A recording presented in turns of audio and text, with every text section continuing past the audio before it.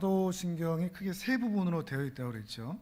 사도신경은 세 부분으로 나눠져 있는데, 첫 번째는 성부 하나님에 대해서 거룩하신 아버지이신 하나님이라는 의미에서 그 하나님이 천지를 창조하셨고 그 천지를 창조하신 하나님이 바로 우리 아버지이시라는 그런 신앙의 고백을 했고, 두 번째 부분에서는 성자 하나님, 거룩한 아들이신 하나님, 성자 하나님에 대해서 함께 보았습니다.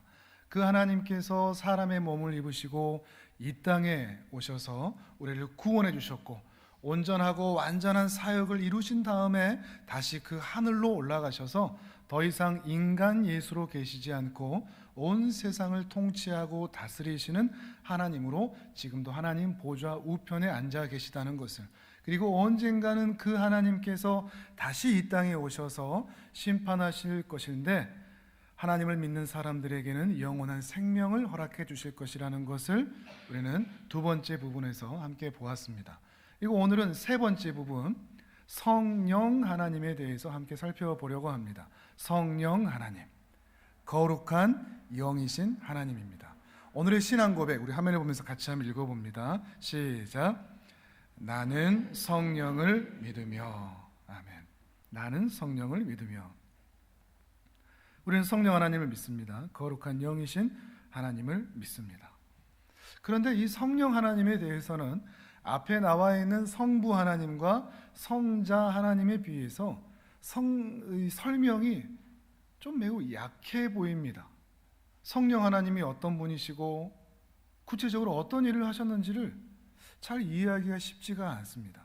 그래서 성부 하나님과 성자 하나님은 그 사도신경의 첫 번째 부분과 두 번째 내용을 보면서 성부 하나님은 이런 분이시고 성자 하나님은 이런 분이시구나 하는 것을 좀 확인해 볼 수가 있습니다. 그래서 이렇게 믿으면 되는구나 확인해 볼 수가 있는데, 이 성령 하나님에 대해서는 그냥 성령 하나님을 믿으며 이걸로 그냥 끝나버리는 것 같습니다.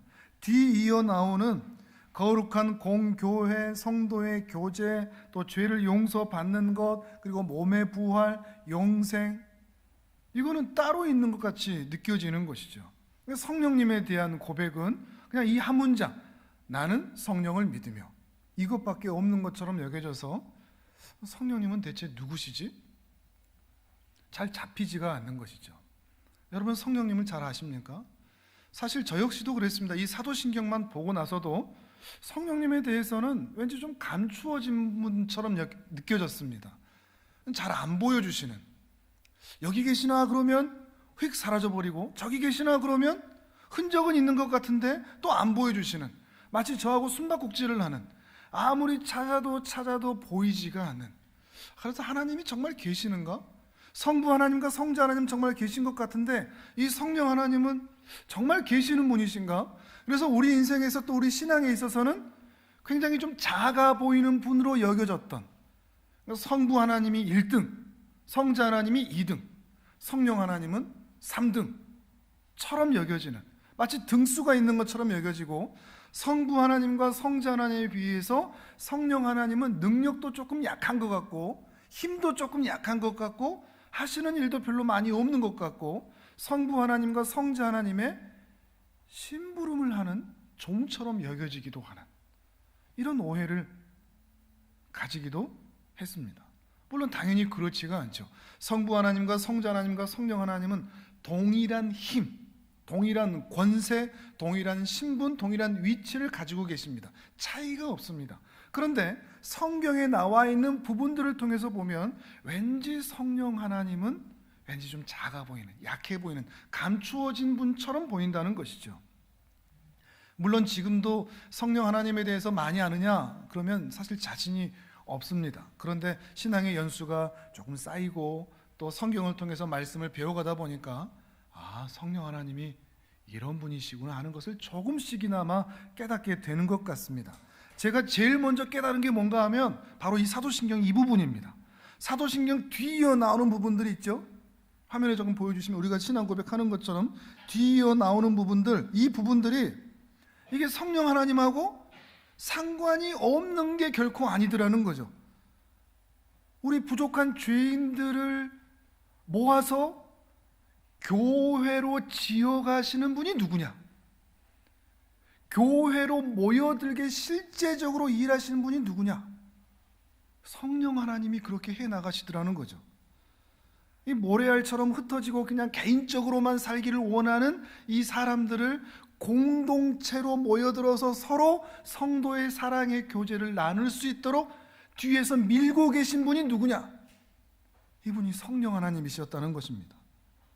그리고 우리의 죄를 고백하고 내가 죄를 지을 때마다 내 양심이 자극을 받고 그렇게 죄를 지을 때마다 내 가슴을 아파하고 더 이상 죄를 짓기 싫어하는 그 마음의 양심의 가책, 죄책감들을 느낄 수 있도록 우리의 심령을 자극하시는 분이 누구냐? 그분이 바로 성령님이셨다는 것입니다. 그리고 언젠가 다시 오실 우리 주 예수 그리스도를 기다리면서 몸의 부활의 그날을 소망하고 영생을 소망할 수 있도록 우리 마음에 소망을 불어넣어 주신 분이 누구냐? 그분이 바로 성령님이라 하는 것을 깨닫게 되는 것입니다. 세 번째 부분에 나와 있는 이 성령 하나님에 대해서는 그 뒤에 나오는 모든 단락의 내용들이 성령님과 상관없는 게 아니고 실제로 우리 삶에서 이러한 구원의 역사들과 거룩하게 되어가는 과정들 가운데서 실제로 바로 내 뒤에서 내 안에서 일하시는 분이 바로 성령 하나님이라는 것을 깨닫게 된 것이죠. 사실 성부 하나님 그러면 온 세상을 창조하셨다고 그러니까 너무 멀게 느껴집니다.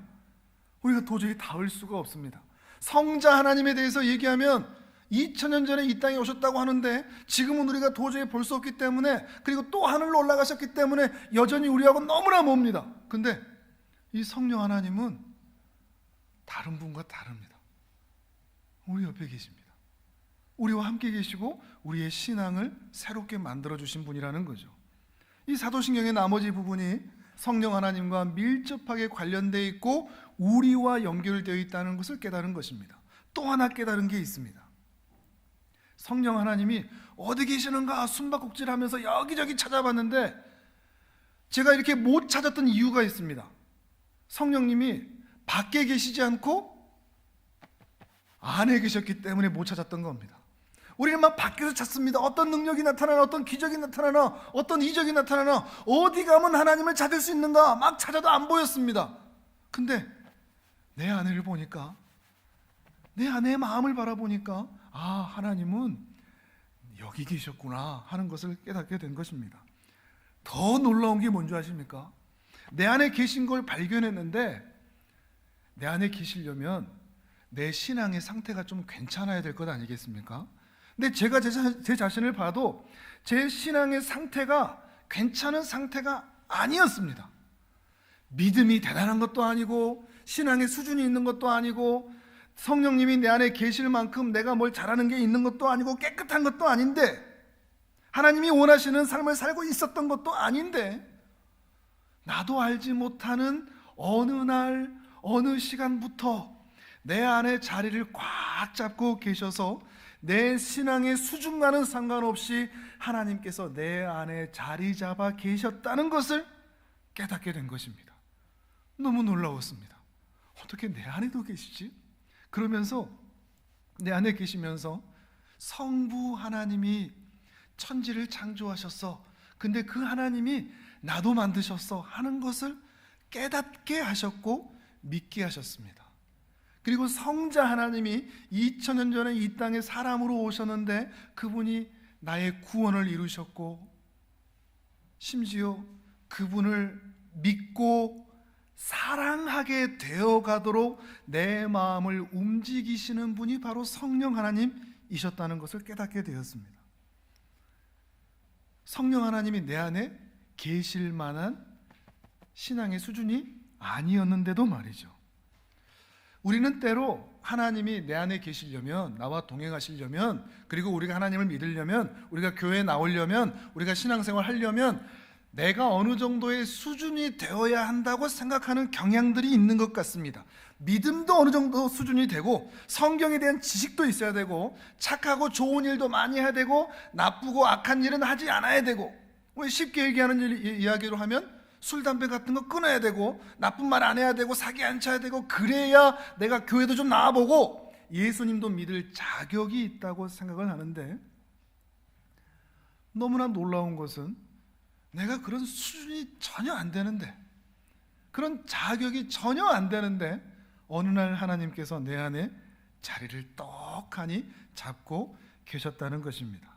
그래서 우리 마음에서 믿음이라는 것을 아주 작은 씨앗에서부터 싹트게 해주셔서 하나님에 대해서 알게 되고, 희미하지만 하나님에 대해서 믿기 시작하고 신의 존재에 대해서 인식하게 되고 그 신에게 마음이 끌리게 되는, 그래서 어느 순간부터 교회에 한번 나가볼까, 찬양을 드려볼까, 말씀을 한번 읽어볼까, 기도라는 걸 해볼까, 나도 내가 믿는 예수님을 다른 사람에게 전도해볼까, 전해볼까, 이런 마음들이 우리 마음에 싹트도록 불 지펴주시는 분이 바로 성령 하나님이시라는 거죠. 그러면서 어느 순간 시간이 지나고 말씀이 또 기도가 우리 안에 쌓이면 쌓일수록 거룩한 존재로 우리를 만들어 가시는 분, 그 일을 누가 하신다고요? 성령 하나님이 하신다는 거죠. 혹시 이 말씀을 듣는데 이런 생각 드는 분 계시지 않습니까? 설마 내 안에도 계실까? 혹시 그런 분 안 계십니까? 내 안에도 계실까? 증거가 있습니다. 여러분이 이 자리에 있다는 게 그 증거입니다. 우리는 내가 교회 한번 나가봐야지 라고 생각할 때가 있습니다. 실제로 내 입술로 고백을 하고 내가 결단을 해서 교회로 나오죠. 근데 그렇게 교회에 나오도록 하는 분이 누구시라고요?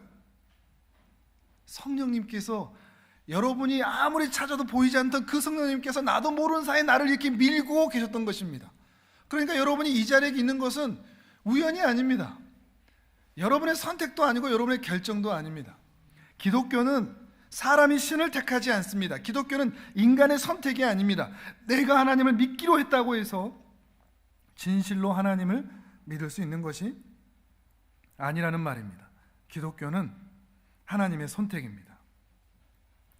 하나님께서 사람을 선택하는 것이며 그 사람이 하나님의 선택에 의해서 기필코 하나님께 찾아오도록 되어 있다는 것이죠. 이게 하나님의 은혜입니다. 그리고 우리가 하나님의 은혜를 받고 있다는 증거가 된다는 것입니다.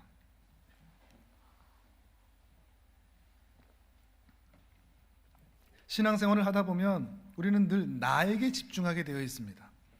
내가 하나님을 어떻게 생각하나, 내가 믿어지나, 내가 믿기로 결정했다라고 하는 내 생각, 내 주장, 내 결심, 그래서 내가 예수님을 믿기로 결정해야, 또 내가 예수님을 믿을 만한 자격이 돼야 우리는 교회 앞으로 나올 수 있다고 생각을 합니다. 그런데 신앙이 자라면 자랄수록, 신앙이 성숙하면 성숙할수록 나라는 주체에서 하나님이라는 주체로 바뀌어가게 됩니다. 내가 선택한 줄 알았는데 하나님께서 나를 선택해서 나를 이 자리까지 오게 하셨구나. 내가 선택해서 내가 잘해서 여기까지 온 줄 알았고 이렇게 이룬 줄 알았는데 하나님께서 나에게 은혜를 베풀어 주셨다는 것이구나. 나를 불쌍히 여겨주셔서, 죄인인 나를 불쌍히 여겨주셔서 나를 기어이 하나님 믿게 하시고 예배의 자리에 나오게 하시고 이 자리 가운데 하나님을 바라볼 수 있도록 베풀어 주신 것이구나 하는 것을 깨달을 때가 온다는 것입니다. 이것이 신앙의 성숙이기도 하고요. 그러니 우리 안에 성령 하나님께서 계시다는 것은 매우 중요합니다. 신앙의 수준이 어떠한가 하는 것보다 먼저 하나님이, 성령 하나님이 내 안에 계시는가 하는 것이 매우 중요합니다. 왜냐하면 성령님은 신자 안에만 계시기 때문에 그렇습니다. 성령 하나님은 세상 모든 사람들에게 영향을 끼치십니다. 그러나 세상 모든 사람 안에 계시지는 않습니다. 성령 하나님은 신자 안에만, 믿음의 사람 안에만 계시기 때문에 그렇습니다. 로마서 8장 9절의 말씀을 같이 한번 읽어보실까요? 함께 읽습니다. 시작. 만일 너희 속에 하나님의 영이 거하시면 너희가 육신에 있지 아니하고 영에 있나니 누구든지 그리스도의 영이 없으면 그리스도의 사람이 아니라. 아멘. 이 말씀에서 사도 바울이 그러죠. 그리스도의 영이 없으면, 성령이 그 안에 없으면 그는 그리스도의 사람이 아니라, 하나님의 사람이 아니라 분명히 이야기하고 있는 것입니다. 하나님의 영이 거하셔야 한다는 거죠. 여기서 거하신다는 것은 일시적으로 계신다는 게 아닙니다. 잘할 때는 계시는데 못할 때는 안 계신, 우리가 죄를 지으면 하나님께서 화가 나서 삐져서 그것을 나가버리시는, 우리 마음에서 나가버리시는 그런 거하심이 아닙니다. 성령 하나님께서 우리 안에 계신다 그러면 영원히 계신다는 겁니다. 우리가 아무리 죄를 짓고, 아무리 술에 취하고, 아무리 더러운 죄를 짓고, 아무리 이 가슴 가운데 분노가 가득 차서 더러운 욕짓거리로 이 가슴 심령을 더럽게 만든다고 할지라도 성령님은 우리 가슴 속에서, 우리 마음 속에서 안 나가십니다. 영원히 계신다는 것입니다. 그래서 그 심령을 반드시 거룩한 존재로 변화시켜 가시고야 마는 분이신 것입니다. 그러니 우리가 간절히 기도해야 할 부분이 있습니다. 그것은 성령님이 계심에 대한 기도입니다. 성령님, 제 안에 계시죠? 확인하셔야 됩니다. 물어보셔야 됩니다. 그리고 요청하십시오. 성령님, 제 안에 계셔 주십시오. 저를 영원히 떠나지 않으시는 거죠. 그래서 제 안에 항상 함께 계셔 주십시오. 제가 참 자격 없고 부족하고 하나님의 수준에 맞지 않는 그런 사람인 것 제가 너무 잘 아는데, 주님, 제 안에 영원히 계셔 주십시오. 이것이 우리의 기도가 되어야 하는 것입니다. 이것만큼 중요한 기도가 없습니다.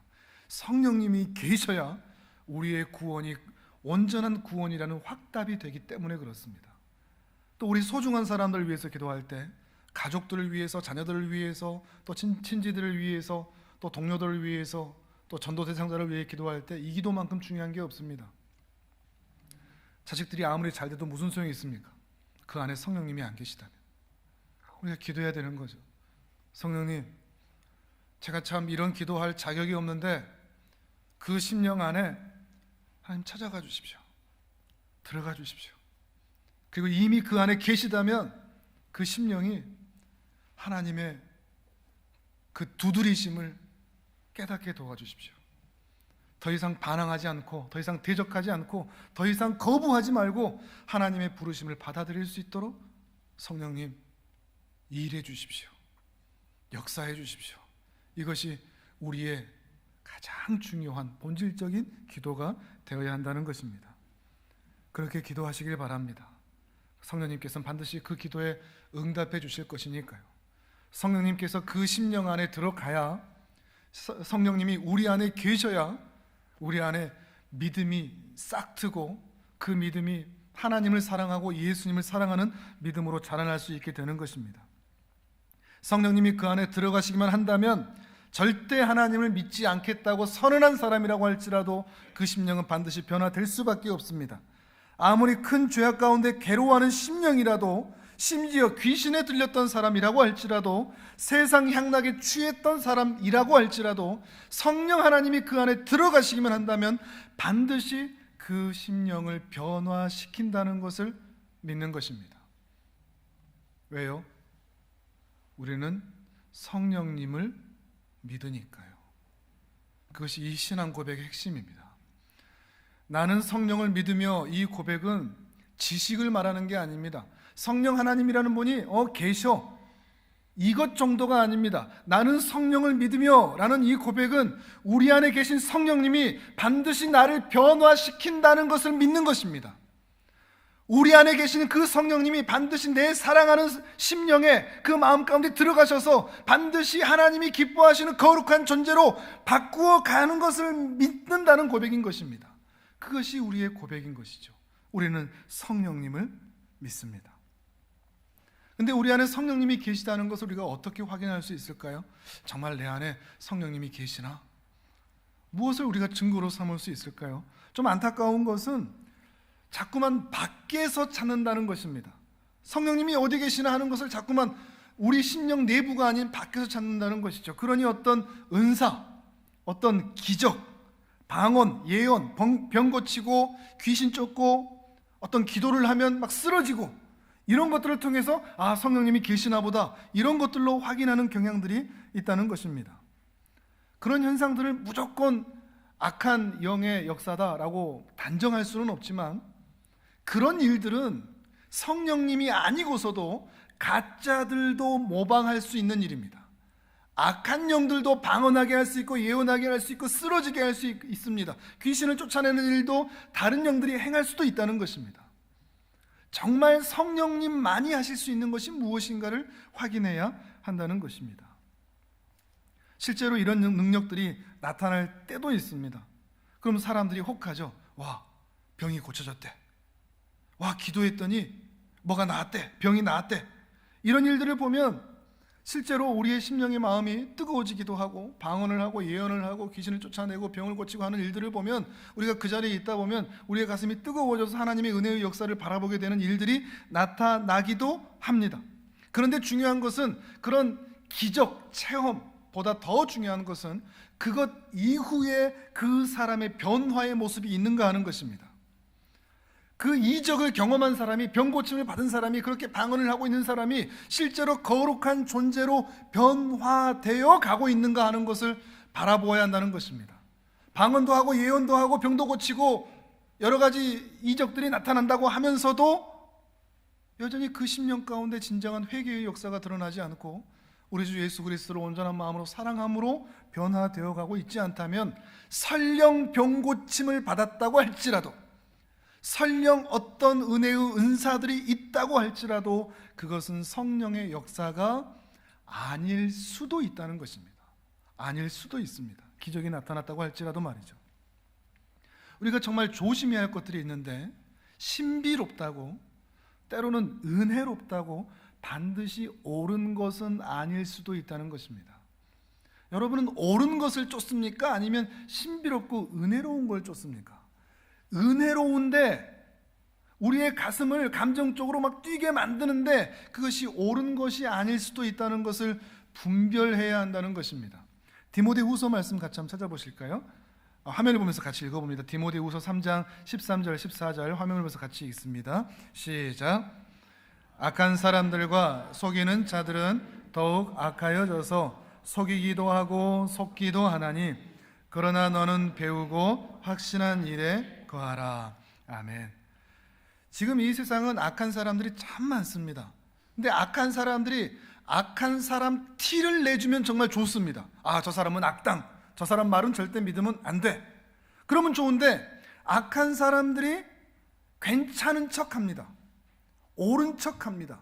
이단들이 그렇고 사비가 그렇죠. 이단은 달을 이 끝단, 그래서 끝이 다른 겁니다. 나머지는 굉장히 비슷한 부분들이 있는 거죠. 비슷한 부분이 있다고 해서 끝이 다른 그 몇 가지를 부정할 수는 없습니다. 복음은, 진리는 살짝만 다르다고 되는 것이 아닙니다. 완전히 같아야 됩니다. 성경에서 말하는 것과 말이죠. 근데 그것을 분별할 수 있는가 하는 것들입니다. 악한 사람들이 너무나 많이 있으니까 말이죠. 14절에 그러지 않습니까? 너는 배우고 확신한 일에 거하라. 성령님이 어떤 분이신지, 하나님이 어떤 분이신지, 신자로 산다는 것은 무엇인지, 하나님의 은혜를 구한다는 것은 무엇인지를 온전히 배우고 또 배워야 한다는 것입니다. 교회는 말씀을 가르치고 배우는 것입니다. 말씀이 그 심령 가운데, 그리고 그 공동체 가운데 주장하는 은혜가 있어야 한다는 것입니다. 그렇다면 성령님이 계시다는 확실한 증거, 그것은 무엇일까요? 그리스도인들을 영적인 사람들이라고 표현을 합니다. 그리스도인들은 모두 영적인 사람들입니다. 왜냐하면 성령님에 의하여서 영향을 받는 사람들이기 때문에 그렇습니다. 성령님에 의하여서 영향을 받고, 성령님은 우리 안에 내주하셔서 당신의 아름다운 성품을 흘려 보내주시기 때문에 그 성품에 의하여서 영향을 받아 영적인 삶을 살 수밖에 없다는 것입니다. 오늘 본문이죠. 우리 같이 한번 읽어보겠습니다. 고린도전서 3장 16절 17절 같이 읽습니다. 시작. 너희는 너희가 하나님의 성전인 것과 하나님의 성령이 너희 안에 계시는 것을 알지 못하느냐?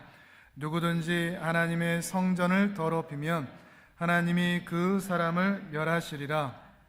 하나님의 성전은 거룩하니 너희도 그러하니라. 아멘. 우리를 뭐라고 표현합니까? 하나님의 성전이라고 합니다. 왜 우리가 하나님의 성전이냐? 하나님의 성령이 우리 안에 계시기 때문에 그렇습니다. 성전은 하나님의 임재하심의 증거입니다. 성전은 오직 하나님이 계시는 곳이 성전이 되는 것인데, 우리가 하나님의 성전이라고 이야기를 하는 것입니다. 그 말은 성령 하나님께서 우리 안에 계셔서 성전 같지 않은 우리들을 성전으로 변화시켜 가신다는 것입니다. 성전으로 변화시킨다는 것은 하나님께서 계실 만한 처소로 바꾸어 가신다는 것을 의미하는 것입니다. 하나님이 계셔도 될 만한 정도로 그 죄인들을 반드시 변화시키고야 마는 것, 이것이 성령님이 우리 안에 계신다는 증거가 된다는 것입니다. 성령님이 우리 안에 계신다는 가장 확실한 증거, 그것은 어떤 현상이나 어떤 기적이 아니라 거룩함으로의 변화라는 것이죠. 하나님을 닮은 존재로 변해가는 것이죠.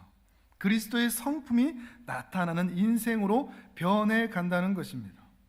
때로 우리 자신이 신기할 정도로 우리 자신이 우리 자신을 바라보게 될 때, 내가 언제 이렇게 괜찮아졌지? 내가 언제 이렇게 거짓을 말하려고 하지 않고 죄 짓는 것을 조금씩 꺼려하게 되고, 내가 언제 이렇게 교회도 안 나오던 인간이 이렇게 주일을 지키기 위해서 주일 아침에 이렇게 준비하고 있지? 이런 마음의 신기함을 바라보면서 우리 안에 성령님이 계심을 확인하게 된다는 것입니다. 우리 성경에 나와 있는 믿음의 선배들도 그렇습니다. 그 믿음의 선배들의 공통점은 성령의 은사가 있었다가 아닙니다. 그들은 성령님이 그 안에 계셔서 성령님의 아름다운 성품들을 가지게 되어 갔다라는 것이 공통점입니다. 그들 모두의 공통점, 성령님의 아름다운 성품들을 닮아가게 되었다는 것입니다. 성령님께서는 신자 안에서 하나님의 아름다운 본성을 계속해서 전달해 주십니다. 그 아름다운 성품을 우리에게 나눠주십니다. 그래서 하나님을 닮아가게 한다는 것입니다. 단순히 윤리적으로 도덕적으로 깨끗해진다, 착한 일을 많이 한다, 성인이 되고 군자가 된다, 이런 이야기가 아닙니다. 우리 안의 변화는 하나님을 닮아감으로의 변화입니다. 단순히 착해진다가 아닙니다. 하나님을 닮아가는 모습이 우리 안에서 발견되기 시작한다는 것이죠. 그런데 교회는 다니고 예배는 드리고 직분을 받았다고 하면서 그 성품은 여전히 하나님을 닮아가는 모습으로의 변화가 없다면 가짜일 수도 있다는 것입니다. 교회는 다닌다고 할지라도 그 심령의 변화가 나타나지 않는다면 여전히 예수님 믿기 전의 모습 그대로의 모습으로 살아가고 있다면 그 심령은 진실로 구원받은 것이 아닐 수도 있다는 것을 성경에서는 말하는 것입니다. 신자의 이런 변화를 가장 잘 드러낸 말씀이 있는데 갈라디아서입니다. 우리 성경을 한번 찾아보도록 하겠습니다. 갈라디아서 5장의 말씀입니다. 신약 성경 307페이지 뒤로 조금 넘기셔서, 오늘 보면 조금 뒤로 넘기셔서 갈라디아서 5장 말씀을 같이 찾아보도록 하겠습니다. 갈라디아서 5장 19절 이하의 말씀입니다.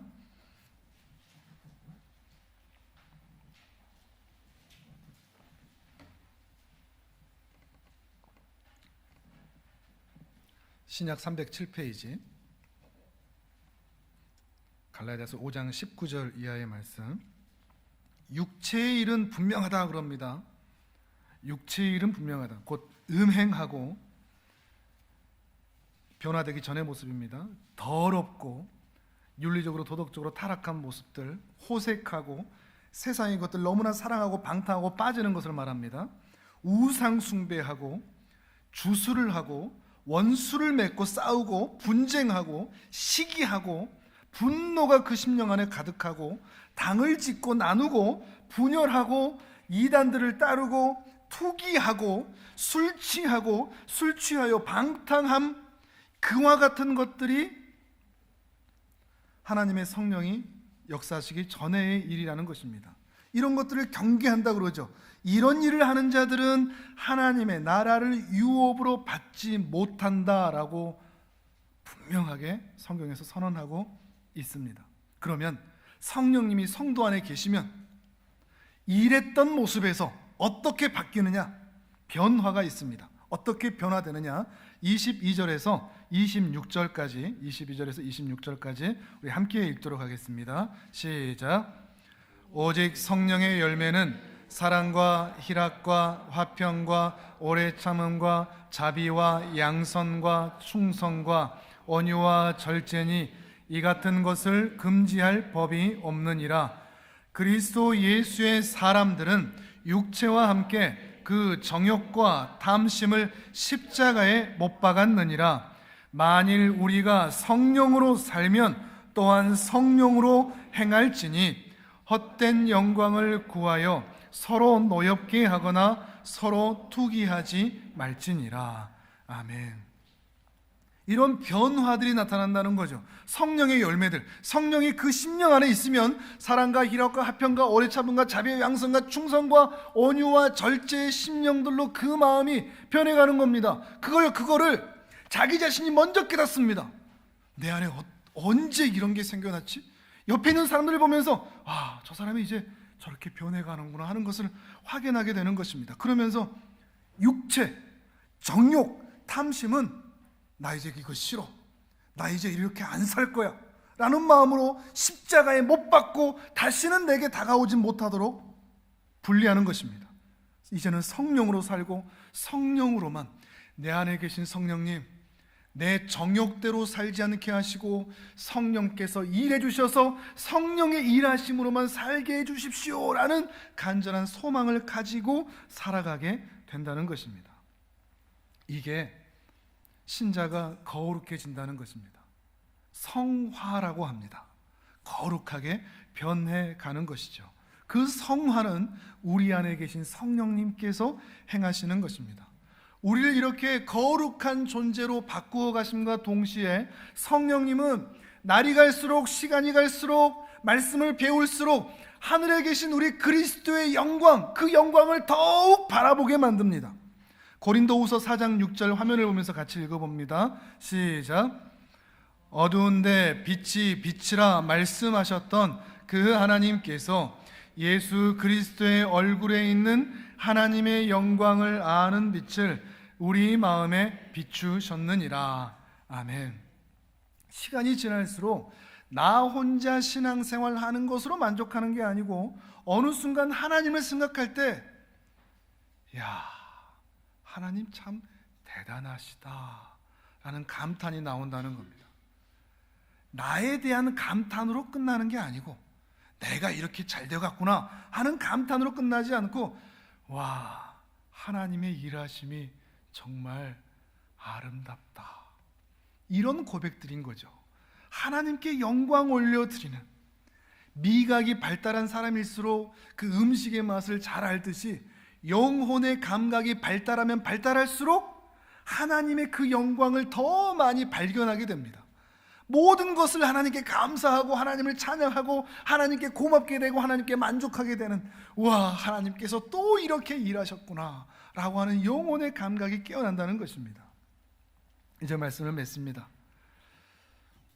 죄인인 우리가 어느 순간 이렇게 예배의 자리에 나와서 예배하고 있습니다. 여러분 참 놀랍지 않습니까? 이게 기적인 것 같지 않습니까?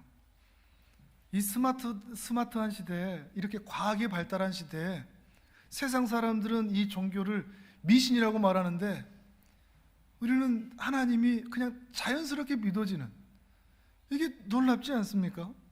이 하나님을 심지어 사랑하고 있는, 다시 오실 때까지 이 하나님을 기다리고 있는 우리가 참 놀랍지 않습니까? 우리 안에 계신 성령님께서 우리를 그렇게 변화시켜 간다는 것입니다. 예수님을 알고 예수님을 믿고 예수님을 사랑하도록, 하나님의 영광을 깨달아 알도록 알게 해주신다는 것입니다. 그리고 성령님이 우리 안에서 역사하면 역사할수록 그 심령의 변화가 더욱 거룩함으로 나타나면 나타날수록 이 심령 안에는 불안과 파멸과 안타까움과 낙심의 마음이 아니라 생명과 평안이 가득하도록 주께서는 일하십니다. 로마서 8장 6절의 말씀을 같이 한번 읽어봅니다. 시작. 육신의 생각은 사망이요 영의 생각은 생명과 평안이니라. 아멘. 성령님께서 여러분 안에 일하시면 일하실수록 여러분의 마음은 평안해집니다. 코로나 바이러스가 아무리 내 옆집에서 난리를 쳐도 신자는 성령님이 그 안에 계시면 평안할 수 있습니다. 죽어도 주를 위해 죽고 살아도 주를 위해 사는데, 사나 죽으나 주님의 은혜 가운데 사는데, 오늘 죽어도 우리는 기침 한번 하지 않을 저 하늘에서 다시 눈 뜨게 될 건데 우리가 죽음이 뭐가 두렵겠습니까?